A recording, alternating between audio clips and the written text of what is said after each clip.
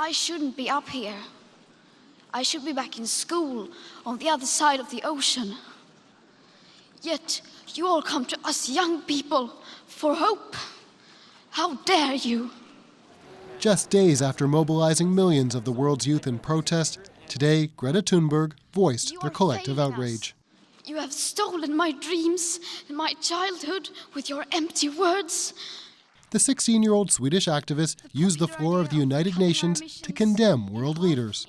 We are in the beginning of a mass extinction, and all you can talk about is money and fairy tales of eternal economic growth. How dare you?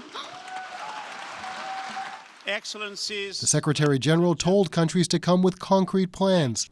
About 60 leaders offered specific steps to reduce emissions, but one of the world's biggest emitters was silent.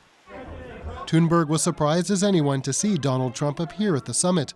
The U.S. president spent less than 15 minutes listening to world leaders before departing for his own separate summit on religious freedom, a snub that loomed large. I think that people are looking at their political leaders as as a source of inspiration, and I think this is an opportunity that some people are missing right now. Montreal's mayor spoke about cities' efforts to fight climate change and said Thunberg's message struck a chord. Ultimately, we need to think ahead of the future generation, and as political leaders, this is what we should have in mind all the time, not only the today, but the future. Despite her anger, Thunberg was also determined and optimistic. The world is waking up, and change is coming whether you like it or not. Environmental groups say today's summit will do little to usher in that change. Calling today's announcements disappointing, they say world leaders know our house is on fire, but they're adding more fuel to the flames.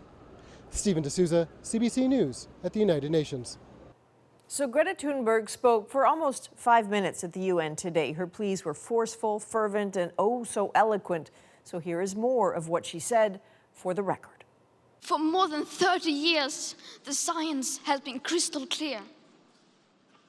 How dare you continue to look away and come here saying that you're doing enough when the politics and solutions needed are still nowhere in sight?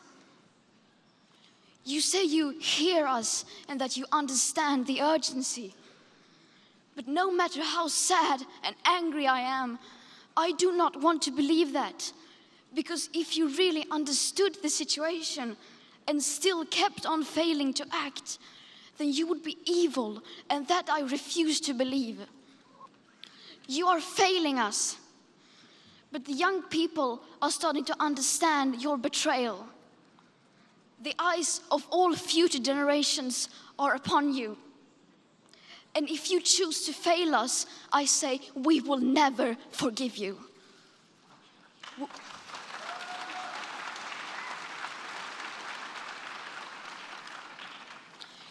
We will not let you get away with this. Right here, right now, is where we draw the line. The world is waking up, and change is coming whether you like it or not. Thank you.